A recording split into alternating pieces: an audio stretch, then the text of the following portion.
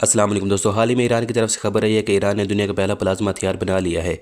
इस किस्म के हथियार अक्सर साइंस फिक्शन मूवीज़ में दिखाए जाते हैं। अमेरिका समेत दुनिया के कई ममालिक की तरफ से ईरान पर पाबंदियों के बावजूद ईरान अपनी दिफाई मसनूआत के हवाले से दुनिया भर में मुनफरद पहचान रखता है।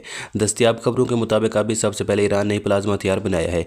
यह इस वक्त तक दुनिया का वाहिद मुल्क है जिसके पास कोई ऐसा हथियार मौजूद है। प्लाज्मा वेपन या फिर प्लाज्मा हथियार क्या है, यह कैसे काम करता है और कितना तबाहकुन हो सकता है, ये सब आज की वीडियो में जानने की कोशिश करेंगे। चलते हैं वीडियो की तरफ। प्लाज्मा वेपन एक ऐसा हथियार होता है जिसमें बुलेट्स की जगह प्लाज्मा इस्तेमाल किया जाता है।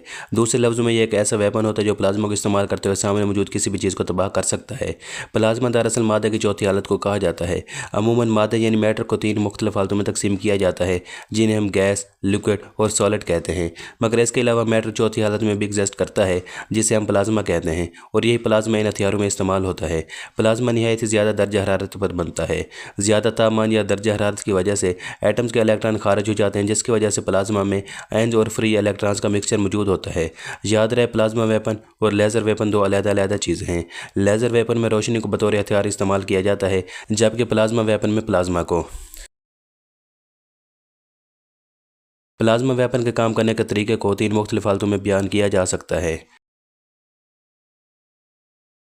जैसा कि हम जान चुके हैं, प्लाज्मा नहायत ज़्यादा तापमान का हामिल होता है, तो इससे पता चलता है कि plasma weapon intense heat produce करता है।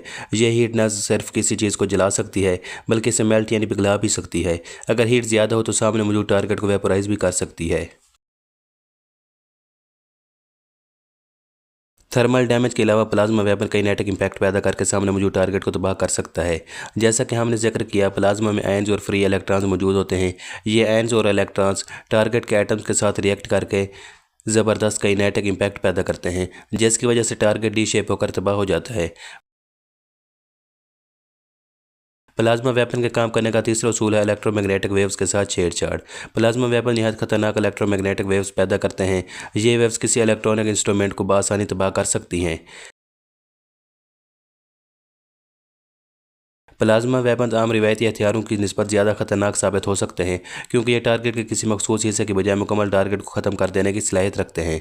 मसलन अगर आप एक बुलेट फायर करते हैं तो हो सकता है ये टारगेट के किसी ऐसे हिस्से पर लगे जो जानलेवा ना हो, मगर प्लाज्मा वेपन के मामले में टारगेट मुकम्मल तौर पर गर्म होकर ख़त्म हो जाता है। ये बिल्कुल ऐसे ही है जैसे किसी को गर्म भट्टी में डाल दिया जाए। वीडियो को लाइक और चैनल को सब्सक्राइब कीजिए। अल्लाह हाफ़िज़।